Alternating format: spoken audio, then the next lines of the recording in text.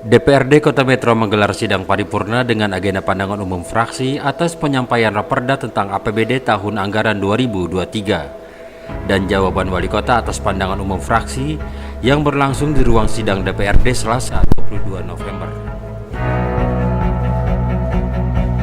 Rapat paripurna dipimpin Ketua DPRD Tondi M.G. Nasution, dihadiri Wali Kota Wahdi Sirajudin beserta Kepala Satuan Kerja Perangkat Daerah di lingkungan Pemkot Metro. Wali Kota Metro menyampaikan rancangan APBD tahun 2023. Hasil pengelolaan kekayaan daerah sebesar 6,7 miliar rupiah dan lain-lain pendapatan asli daerah yang sah sebesar 179,8 miliar rupiah. Pendapatan transfer tahun 2023 secara total direncanakan sebesar 667,1 miliar rupiah yang terdiri dari pendapatan transfer pemerintahan pusat sebesar 608,1 miliar rupiah dan pendapatan transfer antar daerah sebesar 59 miliar rupiah. Saudara Ketua, Wakil-Wakil Ketua, dan para anggota Dewan yang terhormat, yang kedua, tentang belanja. Struktur belanja terbagi dalam 4, yaitu belanja operasi, belanja modal, belanja tidak terduga, dan belanja transfer. Secara umum, pada APBD tahun 2023, belanja daerah dialokasikan sebesar 913,3 miliar rupiah. Alokasi ini terdiri dari belanja operasi sebesar 812,7 miliar rupiah yang terdistribusi pada alokasi belanja pegawai sebesar 425,1 miliar rupiah, belanja barang dan jasa sebesar 346,6 miliar rupiah, belanja hibah sebesar 40,5 miliar rupiah, dan belanja bantuan sosial sebesar 348 juta rupiah. Selanjutnya, alokasi untuk belanja modal sebesar 1,9 miliar rupiah. Alokasi untuk belanja tidak terduga sebesar 7,3 miliar rupiah. Sedangkan belanja transfer sebesar 1,3 miliar rupiah. Dengan demikian, APBD tahun 2023 mengalami defisit sebesar 11 miliar rupiah dan kemudian ditutupi dengan sisa lebih perhitungan akhir atau silpa sebesar 15 miliar rupiah. Adapun selisihnya digunakan untuk penyertaan modal Bank Lampung sebesar 4 miliar rupiah. Yang ketiga, pembiayaan. Sebagaimana diuraikan di atas, defisit anggaran sebesar 11 miliar rupiah akan ditutupi dari penerimaan pembiayaan sumber dari perkiraan sisa lebih perhitungan anggaran atau silpa sebesar 15 miliar rupiah. Sedangkan dari sisi pengeluaran pembiayaan dianggarkan sebesar 4 miliar rupiah yang dialokasikan untuk penyertaan modal daerah. Hal ini sesuai dengan struktur pembiayaan dalam peraturan pemerintah nomor 12 tahun 2019 tentang pengelolaan keuangan daerah meliputi penerimaan pembiayaan dan pengeluaran pembiayaan. Saudara Ketua, Wakil-Wakil Ketua, dan para anggota Dewan yang terhormat, rancangan peraturan daerah tentang APBD tahun anggaran 2023 yang disusun secara nyata dengan memperhatikan analisa terhadap faktor-faktor yang mempengaruhi perkembangan yang berlaku saat ini, terutama pada pemulihan ekonomi daerah dalam rangka penanganan dampak pandemi COVID-19, antara lain pembangunan infrastruktur yang tepat dan berkualitas untuk meningkatkan produktivitas ekonomi dan kehidupan sosial budaya masyarakat. Kemudian, dalam pembangunan ekonomi yang secara nasional sangat dinamis membutuhkan strategi yang tepat untuk menjaga kualitas pertumbuhan dan diperlukan kerja keras, kreativitas, serta inovasi dalam menggiatkan ekonomi lokal masyarakat. Dalam kehidupan sosial budaya masyarakat merupakan salah satu sektor yang diprioritaskan untuk menjaga harmonisasi, keamanan, dan ketertiban dalam sistem interaksi sosial. Selain itu, peningkatan kualitas pemberdayaan manusia, baik sektor pendidikan dan kesehatan, terus diupayakan dengan alokasi anggaran yang memadai. Terkait penyelenggaraan reformasi birokrasi dan pelayanan publik dengan mengedepankan prinsip-prinsip good governance menjadi pedoman dalam pelaksanaan kerja pembangunan. Tujuannya adalah untuk penyelenggaraan pemerintah yang baik, berkualitas, dan akuntabel, serta pelayanan publik yang profesional. Usai penyampaian rancangan APBD 2023, rapat paripurna dilanjutkan dengan tanggapan fraksi dipimpin Ketua DPRD Tondi M.G. Nasution. Tanggapan fraksi menjadi pertimbangan kebijakan dalam rancangan APBD agar program yang tertuang dalam APBD tahun 2023 sejalan dengan kebijakan eksekutif dan legislatif. Tanggapan fraksi DPRD Metro diwakili Ria Hartini.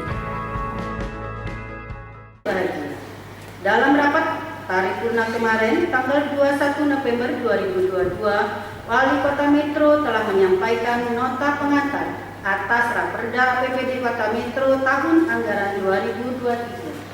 Atas nama seluruh fraksi DPRD Kota Metro, kami menyambut baik pengajuan rancangan APBD tahun 2023 tersebut. Dan pada pandangan umum ini, kami akan membahas mengenai alokasi anggaran di setiap program dan kegiatan dalam APBD tahun anggaran 2023. Karena hal tersebut merupakan tindak lanjut dari kebijakan umum anggaran dan prioritas plafon anggaran yang kita telah sepakati bersama beberapa waktu sebelumnya. Selain itu, komposisi anggaran secara menyeluruh nantinya akan dibahas oleh perwakilan setiap fraksi yang duduk di Badan Anggaran Kota Metro, yang tentunya akan mengkaji lebih mendalam bersama-sama dalam tim anggaran dari pemerintah daerah Kota Metro. Dalam pandangan umum fraksi-fraksi ini, kami akan lebih menitik beratkan pada hal-hal yang lebih bersifat masukan, saran, dan koreksi objektif secara menghasilkan kebijakan-kebijakan yang lebih terarah, sesuai sasaran, dan dapat berkesinambungan. Saudara Wali Kota, pimpinan dan anggota Dewan, hadirin serta rapat paripurna yang kami hormati. Anggaran pendapatan dan belanja daerah merupakan salah satu alat untuk meningkatkan pelayanan publik dan untuk mensejahterakan masyarakat, sesuai dengan tujuan otonomi daerah secara luas, nyata dan bertanggung jawab. Dengan demikian, rancangan APBD terus benar-benar dapat mencerminkan kebutuhan real dari masyarakat.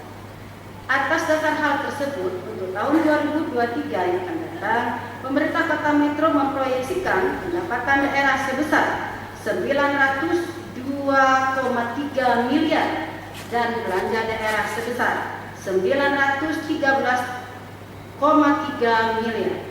Dengan demikian terjadi defisit anggaran sebesar 11 miliar rupiah yang akan ditutupi dari sektor pembiayaan. Sesuai rancangan struktur APBD tahun 2023 tersebut, menurut kami terdapat beberapa hal yang perlu mendapatkan perhatian atau stressing dan juga penjelasan lebih lanjut dari pemerintah daerah Kota Metro. Dari sisi pendapatan daerah, bahwa proyeksi pendapatan tahun anggaran 2023 terdapat kenaikan yang cukup signifikan jika dibandingkan target pendapatan tahun 2022 ini, yaitu sebesar 52 miliar. Kami sangat mengapresiasi peningkatan target pendapatan ini.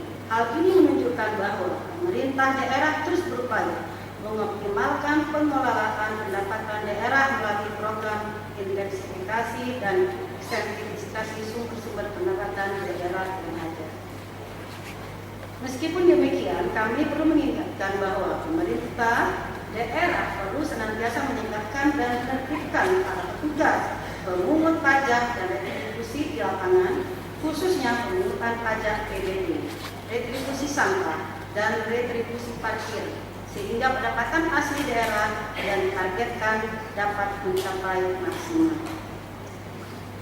Rapat Dewan yang terhormat dan hadirin yang berbahagia. Selain sektor pendapatan daerah, terdapat hal-hal lain yang perlu diperhatikan terkait isu strategis pembangunan daerah yang harus diperhatikan dalam rancangan APBD tahun anggaran 2023.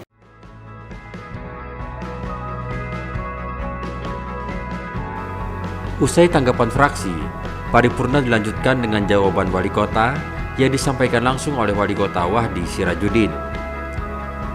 Setelah dua rancangan paripurna ini, rancangan APBD Kota Metro tahun 2023 akan diteruskan dalam proses pembahasan lanjutan sebelum disetujui dan disahkan menjadi peraturan daerah.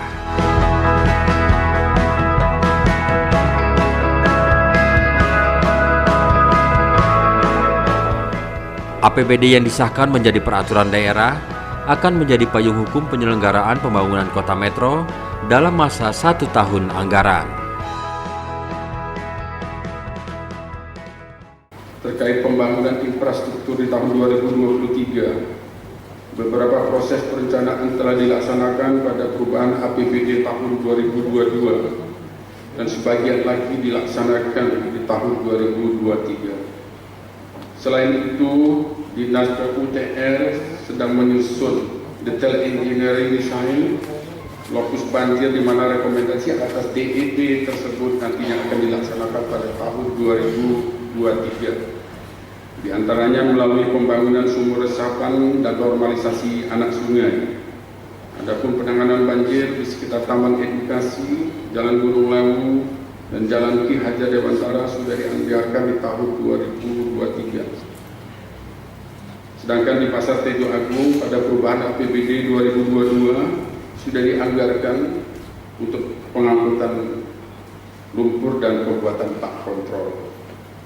Selanjutnya untuk perbaikan Jalan Dr. Sutomo telah direncanakan dengan anggaran sebesar 7,44 miliar rupiah dan Jalan Hasanuddin sebesar 5 miliar rupiah. Dan keseluruhan pembangunan infrastruktur tersebut akan diupayakan pengerjaannya pada bulan April.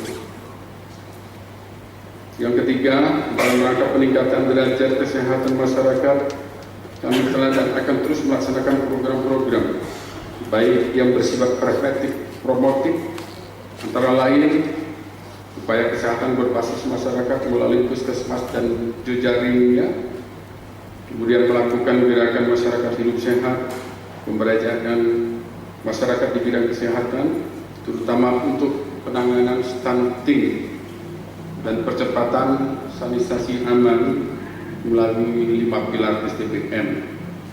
Hal terpenting adalah penyediaan jaminan kesehatan Universal Health Coverage kita yang saat ini telah mencapai angka 99,45%. Selanjutnya, untuk penambahan alat hemodialisis di Rumah Sakit Ahmad Yani dilakukan melalui sistem KSU dengan kewajiban rumah sakit akan menyediakan bahan habis pakai pelayanan hemodialisis.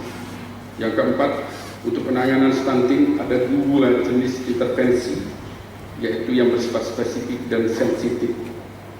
Yang bersifat spesifik dilaksanakan oleh Dinas Kesehatan melalui beberapa program, salah satunya pada remaja putri kita dengan memberikan tablet tanpa darah dan melakukan pengecekan hemoglobin secara rutin. Kemudian ibu hamil, ibu menyusui, dan seterusnya tentu dalam mencegah stunting muda dalam 7 pilar jawaban baik.